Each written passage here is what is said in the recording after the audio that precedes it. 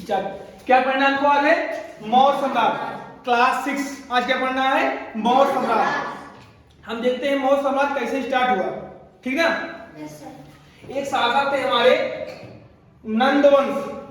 नंदवंश जो हमारा शासन था, उसके जो अंतिम शासक हमारे कौन थे? धननंद। उन्होंने अपने आचार्य चाणक्य या कौटिल्य को अपमान कर दिया था अपने राज्यसभा में। तो उसी के बदला लेने के लिए चाणक्य ने क्या किया कि उसने वहीं से सोच लिया कि आपका साम्राज्य में नष्ट कर दूंगा।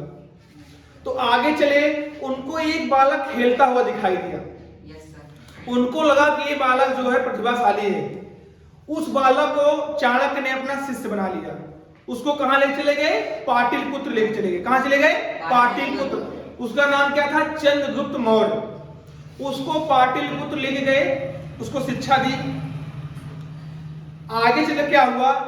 चंद्रगुप्त मौर्य ने कितना 322 ईस्वी में 322 ईसा पूर्व में मौर्य साम्राज्य की स्थापना की। कहां पर किया? मगध में। किसको हराकर? इनको हराकर, देखिए धननंद को हराकर क्या किया? मौर्य साम्राज्य की स्थापना की, ठीक ना? मौर्य साम्राज्य की स्थापना की। चलिए, एक जब मौर्य साम्राज्य की स्थापना हो गई, यूनानी सेनापति थे। कौन थे? ये कहां चले गए हमारे? सेलुकस। कौन थे? सेलुकस थे। उन्होंने 305 ईस्वी में पश्चिमोत्तर भारत पर आक्रमण किया। आक्रमण किया, हुआ क्या? चंद्रगुप्त मौर्य ने उनको पराजित कर दिया है। जब सेलुकस पराजित हो गया तो एक क्या हुआ? संधि हुई। क्या हुई? संधि हुई। उस संधि में हिंदुकुश पर्वत तक इनका साम्राज्य क्या हुआ? इनको मिल गया, ठीक है ना?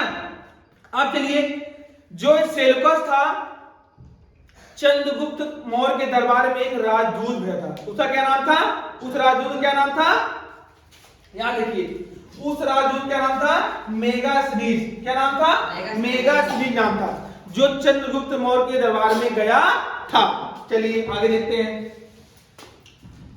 चंद्रगुप्त ने भारत में प्रथम बार केंद्रीय शासन के अंतर्गत विशाल साम्राज्य की स्थापना की। एक विशाल साम्राज्य की क्या की? स्थापना की। अब यहां देखते हैं मौर्य प्रशासन। मेगासनीज की पुस्तक कौन थी?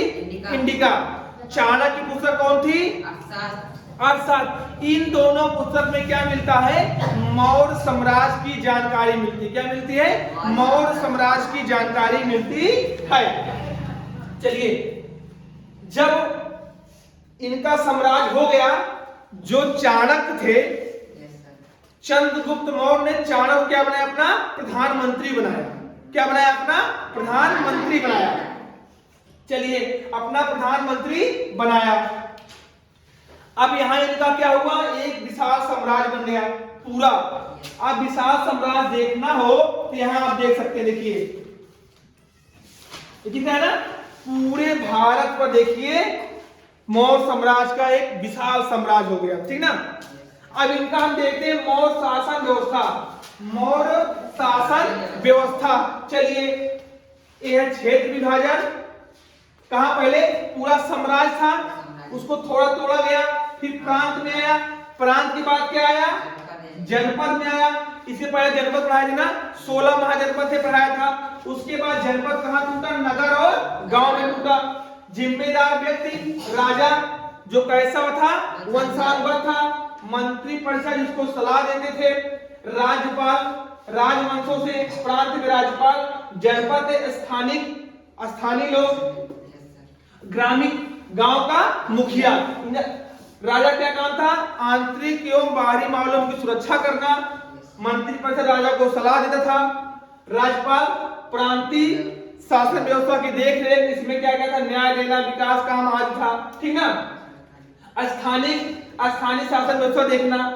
ग्रामीण मतलब गांव का मुखिया, गांव की समस्याओं को ग्रामीण द्वारा ग्राम सभा की सहायता से किया जाता था। ये इनका क्या था? मौर्य साम्राज्य था। अब देखिए, मौर्य साम्राज्य स्थापित हो गया, सब कुछ हो गया। जब मौर्य साम्राज्य चल रहा था, अपने उसमें था, अपने विकास में था, उस समय शासक कौन? आगे अशोक थे। एक कलिंग राज था। इसी मौर्य साम्राज्य में एक कलिंग स्वतंत्र हो गया था, कलिंग राज। अब इसे इतने बड़े साम्राज्य में कोई एक राज स्वतंत्र हो गया था, तो अशोक को हरदम ये होता था कहीं विद्रोह न कर दे, कहीं ये विद्रोह न कर दे। तो कलिंग युद्ध अंततः क्या हुआ, कलिंग युद्ध हुआ। किसी समय हुआ था, अशोक के समय हुआ, कलिंग युद्ध हुआ। कलिंग युद्ध हुआ, उस कलिंग युद्ध में 1 लाख लोग मारे गए, 1.5 लाख लोग बंदी बनाए गए। किसका क्षत हुई, कलिंग का इतना क्षति हुआ। तो जब राजा ने पूछा कि इस युद्ध में कितने लोग मारे गए, उन्हें पता चला 1 लाख लोग मारे गए, 1.5 लाख लोग क्या बंदी बनाए गए। वहीं से अशोक के दिमाग में, मतलब उन्हें कहा इतना, वहीं से अशोक का दिमाग क्या घूम गया। वो क्या किए, कहां पे चले आए, शांति व्यवस्था ढूंढने लगे। वहीं से अशोक ने प्रण ले लिया कि मैं आज के बाद कभी भी युद्ध नहीं करूंगा। अशोक ने कलिंग युद्ध के बाद कभी भी युद्ध नहीं किया, ठीक ना। वो शांति व्यवस्था की राह पर चल पड़े। चलिए, वहीं से फिर क्या किया, उन्होंने सोचा कि शांति हमें कहां मिलेगी। वहीं से उन्होंने क्या किया, बौद्ध धर्म को अपना लिया। अशोक ने क्या किया, बौद्ध धर्म को अपना लिया और लोगों की भलाई के, अब उन्होंने क्या किया, लोगों की भलाई के लिए काम करना शुरू कर दिया, ठीक ना। अस्पताल खोलने लगे, गृहस्थ खोलने लगे, मतलब सब पूरा जनता के भलाई के लिए सोचने लगे, ठीक ना। चलिए, उन्होंने धम्म महापात्र अधिकारी की नियुक्ति किया। धम्म का मतलब होता है धर्म, ठीक ना, मतलब प्रजा को सही जानकारी देने के लिए उन्होंने अधिकारी नियुक्त किए, जिन्हें कहा गया धम्म महापात्र अधिकारी, ठीक ना। अशोक प्राचीन भारत का एक महान क्या था, शासक था। अशोक प्राचीन भारत का एक महान शासक था, लेकिन उसे महान किस लिए कहा जाता था, इसलिए नहीं कि ये बहुत बड़े साम्राज्य में शासन किया था। उसको महान इसलिए कहा जाता था क्योंकि क्या था, विश्व को शांति अहिंसा का संदेश देने वाले जन कल्याण की भावना के कारण से क्या बोलते थे, महान बोला जाता था, ठीक ना। ये नहीं कि बहुत मारपीट करता था, इसलिए नहीं, क्योंकि शांति व्यवस्था के कारण से क्या महान बोला जाता था। अब देखिए, जैसे कोई साम्राज्य है, आज क्या है, पूरा विकसित हो गया है, एक साम्राज्य बन गया, कभी ना कभी उसका अंत होगा, उसका पतन होगा। उसके पतन का मुख्य कारण क्या था, वंशानुगत। देखिए, मौर्य साम्राज्य, चंद्रगुप्त के बाद उसका पुत्र कहां आया, गद्दी बैठा, बिंदुसार। उसका पुत्र, बिंदुसार का पुत्र कौन आया, अशोक। यहां तक तो जो राजा थे एकदम कुशल थे, जानकार थे, लेकिन जब राजा का बेटा नालायक हो जाए, मतलब कोई भी जानकारी ना हो, वहां से उसका पतन स्टार्ट हो जाता है। वहीं क्या हुआ, बृहद्रथ, जो बृहद्रथ था वो किसका, मौर्य साम्राज्य का अंतिम शासक था। वो योग्य नहीं था राजा के, लेकिन क्या था, परंपरा चली आ रही थी वंशानुगत। तो इसका से मौर्य साम्राज्य, उस समय मौर्य साम्राज्य का सेनापति कौन था, पुष्यमित्र शुंग था। वो सेनापति था मौर्य साम्राज्य का। वो क्या किया, बृहद का हत्या कर दी, अपने सेनापति राजा का हत्या कर दिया और मौर्य साम्राज्य पर कब्जा कर लिया। यहीं से क्या हुआ, मौर्य साम्राज्य का पतन हो गया, ठीक ना। क्योंकि जब राजा ही योग्य नहीं रहेगा तो ऐसे ही होगा। वंशानुगत का मतलब जब तक राजा सही है तब तक आपका साम्राज्य चलेगा, लेकिन जब आपका बेटा उस योग्य नहीं होगा, जबरदस्ती उसको राजा बना देंगे तो राज्य नहीं चल पाएगा। यहां पतन हुआ। अशोक ने विश्व शांति के लिए अपने बेटे महेंद्र और बेटी संघमित्रा को कहां भेजा, श्रीलंका भेजा बौद्ध धर्म के प्रचार के लिए। मतलब अशोक एकदम बदल गए थे, सिर्फ और सिर्फ उनको शांति व्यवस्था, जन कल्याणकारी योजना ही दिखती थी, युद्ध से छोड़ ही दिए थे। क्वेश्चन पूछा जाता है, अशोक किस युद्ध के बाद युद्ध लड़ना छोड़ दिए थे, तो क्या कलिंग युद्ध के बाद उन्होंने युद्ध लड़ना छोड़ दिए थे।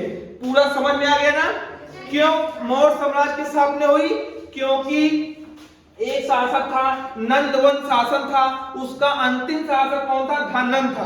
उसने अपने आचार्य की क्या की आलोचना कर दी थी, तो उस आचार्य ने वहीं पर कसम खा ली कि आपका पूरा साम्राज्य हम उखाड़ फेंकेंगे। उन्होंने उनको कौन मिला, चंद्रगुप्त मौर्य मिल गया, रास्ते में खेल रहा था, उसको क्या बनाए, अपना शिष्य बनाए और उस शिष्य ने अपने गुरु के आज्ञा का पालन किया और क्या किया, मौर्य साम्राज्य की स्थापना की और इस धननंद को पराजित कर दिया। 322 ईस्वी में मगध में मौर्य साम्राज्य की स्थापना की। इतना समझ में आ गया मौर्य साम्राज्य।